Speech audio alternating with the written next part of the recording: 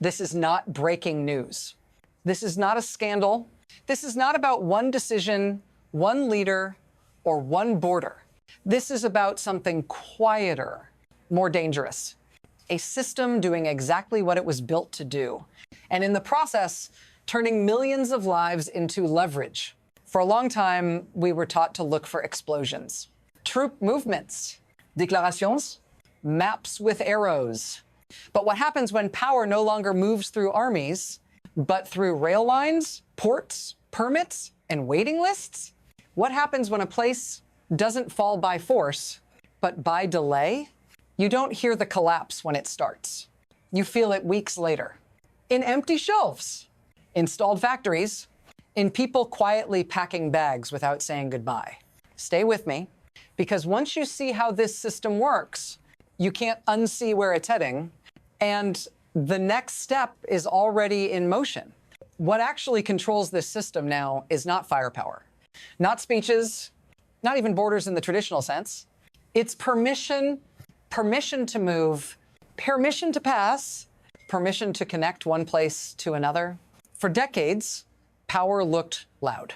You could see it, count it, measure it in units and tonnage, but quietly, almost politely, control shifted from who owns territory to who controls access. Roads, rail lines, ports, transit lists. When those mechanisms work, no one notices. When they stop, everything else stops with them. This isn't punishment, it's leverage. A system designed to be neutral, administrative, technical, until it isn't. Because once movement becomes conditional, economies become optional, and populations become negotiable. This is why focusing on personalities misses the point. The system doesn't need villains. It only needs rules and the authority to enforce them. And once enforcement begins, the pressure doesn't arrive all at once. It tightens, increment by increment. Which brings us to the shift that made all of this possible. The one almost no one noticed while it was happening. This didn't happen overnight. That's the part that matters. There was a before, when movement was assumed, when transit was boring, when logistics were background noise, not strategy. And then there was after, but the line between them wasn't dramatic. It was procedural. Forms changed. Lists appeared. Exceptions narrowed. What used to be automatic became conditional. What used to be routine became reviewed. What used to flow began to pause. Slow systems are the most dangerous systems because they don't trigger alarms. They trigger normalization. Each delay felt temporary. Each restriction felt technical. Each disruption came with reassurances that it would be fixed. But stacked together, those small changes rewired reality. When a system shifts this way, people don't resist. They adapt. They wait longer. They pay more. They plan less. And by the time the consequences are visible, the mechanism is already locked in. That's how power changes hands without an announcement. Not with a declaration, but with a new normal. And once that new normal settles, the first real shock doesn't come from policy. It comes from impact. The first real shock wasn't military. It was logistical. Movement stopped. Not everywhere. Not all at once. Just enough to break the rhythm. Road transport vanished first.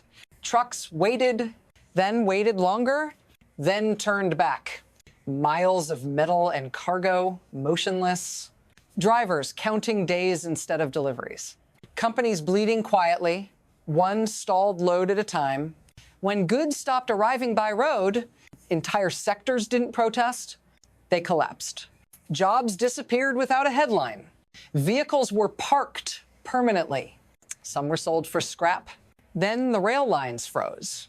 Not because tracks were destroyed, because permission was withdrawn. Materials that keep economies alive, construction inputs, industrial supplies, energy sources, were suddenly immobile. Factories didn't explode, they went dark. Projects didn't fail loudly, they were abandoned mid-frame. This wasn't the crisis. This was the symptom. And if you're still thinking this is about one region, one dispute, one standoff, stay with me. Because this is where the system reveals what it does. When land routes disappear, when the ground routes closed, the system did what it always does. It looked for a workaround. On paper, the solution was simple. Move everything by sea. Maps make it look clean. Straight lines, open water, no borders. Reality was different. Sea transport isn't a replacement. It's a bottleneck with a price tag. Capacity is limited. Ships are finite. Ports are slow. Every delay multiplies. Every transfer adds cost. Every missed window compounds the damage. What moved cheaply in days now moved expensively in weeks. Some things didn't move at all. The system passed the cost downward. It always does. Consumers paid more. Factories stalled. Perishables rotted where they sat. This is how the mechanism protects itself. By externalizing pain, those who control access stay insulated. Those who depend on movement absorb the shock. And the longer this imbalance holds, the more irreversible it becomes. Because once supply chains break, they don't snap back. They reorganize, they exclude, and that exclusion doesn't stay economic for long. Then the pressure accelerated, not gradually. Suddenly, ports clogged, ships broke down, schedules collapsed, drivers slept in their vehicles, days turned into weeks, weeks into months. Cargo waited, money evaporated, factories shut lines, then entire plants, some reduced output to almost nothing, others stopped completely. No speeches, no announcements, just silence where work used to be. Unemployment didn't rise politely. It jumped. Not in theory. In households, one paycheck gone. Then another entire sectors hollowed out at once.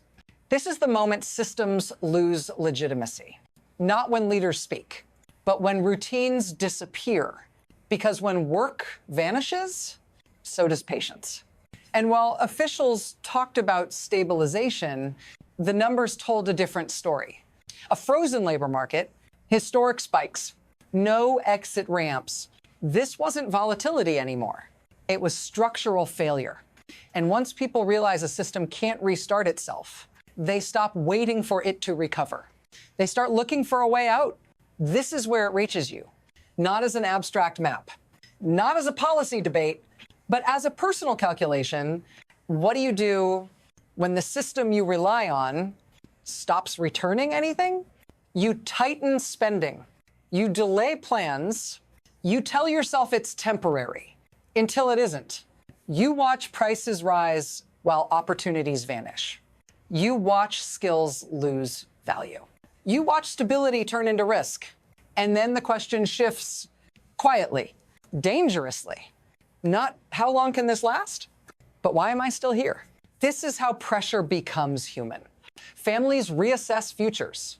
Parents rethink schools. Young people stop imagining a life built forward and start planning exits sideways. If you've ever felt that moment, that pause before a decision you didn't want to make, you understand the damage already done. Because once enough people reach that point, the system doesn't just lose workers. It loses belief. And when belief goes, the next phase doesn't ask permission. Stay with me. Because what happens next doesn't stay contained. Once movement stops inside a system, the effects don't stay local. They ripple. What used to be a regional disruption turns into a strategic signal. Sea lanes that once felt neutral become conditional, watched, counted. Control concentrates at choke points, narrow passages, entry points, exits.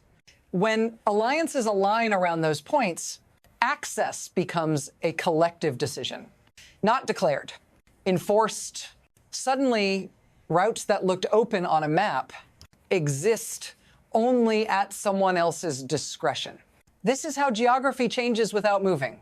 The land stays put. The water stays put. But the meaning of both shifts. What was once a connection becomes containment, and the system adapts again, this time on a military timeline. Surveillance intensifie. Margins shrink, redundancies disappear. At that stage, even alternatives feel temporary. Even workarounds feel fragile. Because everyone understands the same thing. This structure holds only as long as restraint holds. And restraint, by definition, is not permanent. Which brings us to the futures now, quietly competing with each other. From here, the system splits into three possible paths, not theories.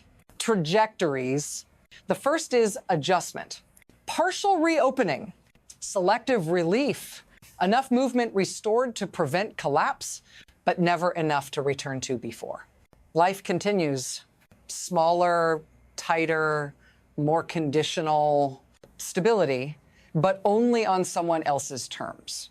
The second path is erosion. Slow depletion. Talent leaves first. Capital follows. What remains ages in place. Services thin out. Productivity drops. Dependency deepens. Nothing breaks all at once. It just wears down. The third path is rupture. Not necessarily an explosion, a snap. A moment when containment stops being tolerable or enforcement stops being restrained. Movement is cut decisively. Connections severed. The system resolves the tension it's been holding back. Which path emerges doesn't depend on rhetoric. It depends on thresholds. Economic, social, psychological,